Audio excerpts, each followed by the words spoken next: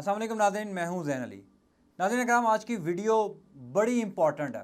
आपको मेरे थंबनेल से अंदाज़ा हो गया होगा कि शायद मैं वो पहला सहाफ़ी हूं जो इस ख़बर को रिपोर्ट कर रहा हूं। आपको थंबनेल से मेरे अंदाज़ा हो गया होगा कि मैं आज की वीडियो में आपको क्या बताने जा रहा हूं।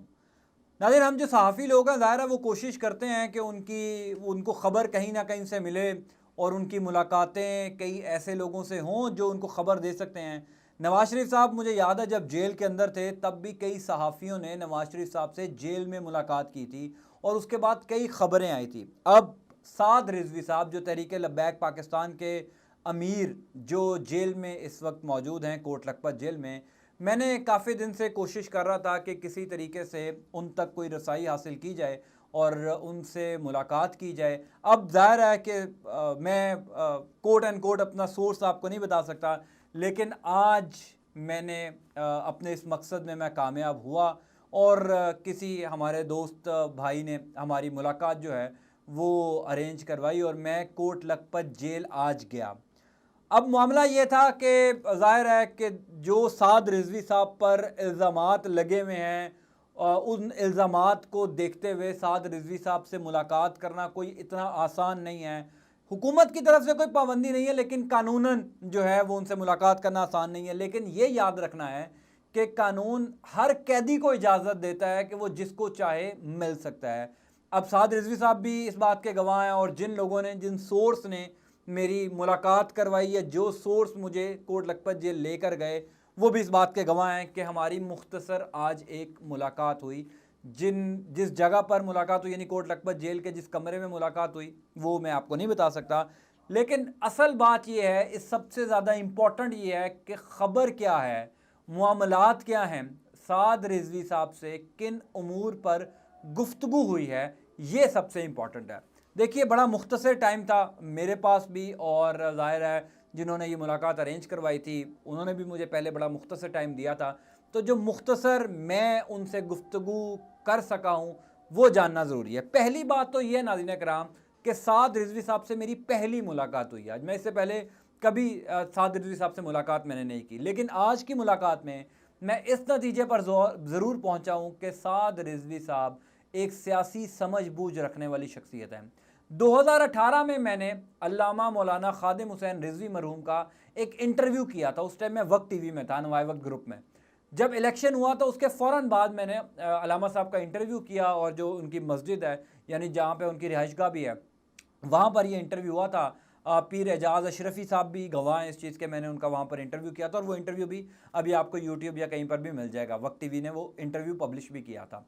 उस इंटरव्यू के बाद मैं एक नतीजे पर पहुंचा था कि अल्लामा खादिम हुसैन रिजवी साहब की जो शख्सियत है वो बड़ी जलाली है, उनको गुफ्तगू पर उबूर हासिल है, लेकिन वो ज़रा एग्रेसिव किस्म के सियासतदान हैं। आज साद रिजवी साहब के बारे में मैं ये बड़े फुल कॉन्फिडेंस से कह सकता हूँ कि साद रिजवी साहब बड़े सियासी समझ बूझ रखने वाली शख्सियत है। अच्छा, मुलाकात मुख्तसर थी तो दो तीन चीज़ें जो मेरे जहन में थी मैंने उनके जवाब लेने थे। मैंने कोशिश की कि उनसे इस चीज़ पर गुफ्तगू हो सके। मुझे यकीन है इस इंटरव्यू के बाद बहुत रिएक्शन भी आएगा, लेकिन चूंकि मेरा काम है रिपोर्ट करना, मैं एक सहाफ़ी हूँ और मैं रिपोर्ट करता रहूँगा जो भी मेरे तक मालूमात आएगी और जो मेरे व्यूवर्स तक मुझे मालूमात पहुँचानी है। पहली चीज़ तो थी जो साद रिजवी साहब की रिहाई से मुतल्लिक थी कि हुजूर अभी तक साद रिजवी साहब की रिहाई मुमकिन क्यों नहीं हो सकी। साद रिजवी साहब का इस पे बड़ा कैटेगोरिकली एक स्टेटमेंट है जो कि मेरे सामने भी आया और मेरे साथ जो लोग मौजूद थे उनके सामने भी वो स्टेटमेंट आया। वो स्टेटमेंट ये था कि मैं खुद कैसे रिहा हो जाऊं जब मेरे कारकुनान इस वक्त जेल में हैं। मैं अपनी रिहाई कैसे ले लूं जब मेरे ऊपर हुकूमत ने दहशत गर्दी का इल्ज़ाम लगाया है। अब हुकूमत की जिम्मेदारी है कि पहले ये लेबल, ये इल्ज़ाम अदालत में साबित करे और मैं ये साबित करूंगा अदालत जाकर कि मेरे ऊपर जो हुकूमत ने इल्ज़ाम लगाया है वो गलत है।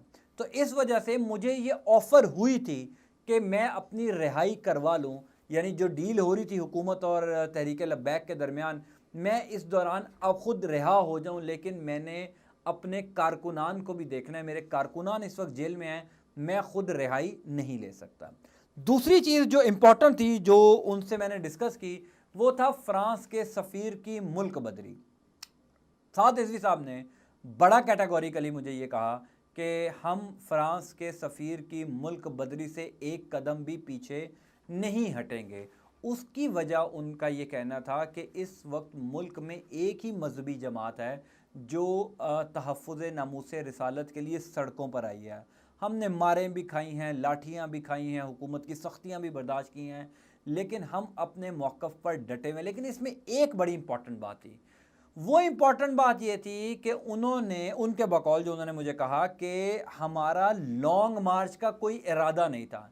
हमने 20 अप्रैल को एक भरपूर एहतजाज करना था, हुकूमत को बावर करवाना था कि अपने मुआहदे पर अमल दरामद करें। वो मुआहदा जो आज से 2 महीने पहले हुकूमत ने हमारे साथ 4 महीने पहले किया था, उस पर अमल दरामद करें और हमने एहतजाज के बाद घर चले जाना था।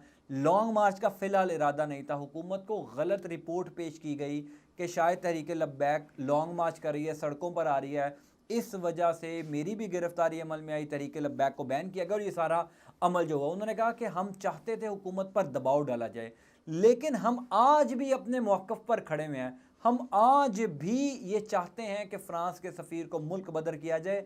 सिर्फ करारदाद पेश करने पर इक्तफ़ा हम नहीं करेंगे, हम आखिरी हद तक कोशिश करेंगे कि फ़्रांस के सफ़ीर को मुल्क बदर किया जाए।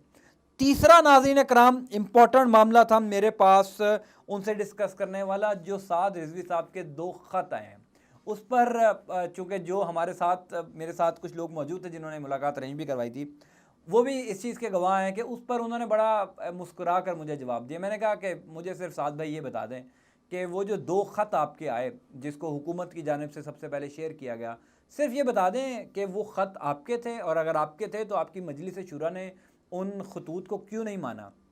तो उन्होंने मुझे मुस्कुरा कर जवाब दिया कि वो ख़त मैंने ख़ुद नहीं लिखे। तो मैंने उनसे पूछा कि क्या आपसे वो ख़त लिखवाए गए, तो उन्होंने कहा कि जितना मैंने बता दिया है इतना आपके लिए काफ़ी है। तो मुझे उनके जवाब से ये लगा कि वो ख़त साद रिजवी साहब ने ख़ुद नहीं लिखे थे। वो हो सकता है कि उनके पास कोई तहरीर आई हो, उस तहरीर को उन्होंने लिख लिया हो, या किसी ने कहा हो कि ऐसी तहरीर लिख दें, लेकिन उन्होंने मुझे कहा कि मैं इससे ज़्यादा आपको नहीं बता सकता, सिर्फ ये है कि आपको जितना मैंने बता दिया है इतना काफ़ी है। ये मुलाकात तकरीबन 15 मिनट जारी रही, और जिन लोगों ने मुलाकात करवाई उनका भी शुक्रिया। और ये मुलाकात इस हवाले से भी ज़रूरी थी कि चूँकि तहरीक लब्बैक पाकिस्तान के जो कारकुनान हैं उनके दरमियान इस वक्त कई सवालात जन्म ले रहे हैं। मेरी मुलाकात अगर थोड़ी देर की होती तो मैं कोशिश करता कि कई सवालात जो हैं उनको इस मुलाकात का हिस्सा बना लेता, लेकिन जितनी मैं कोशिश कर सकता था अपने व्यूवर्स के लिए ख़बर लेकर आ सकूं, वो मैं ख़बर लेकर आया हूं। इस चैनल का ख्याल रखें, इसको सब्सक्राइब करें, मज़ीद ख़बरें भी इंशाल्लाह इस चैनल के ज़रिए आपको मिलती रहेंगी। अंटिल नेक्स्ट टाइम, अल्लाह हाफ़िज़।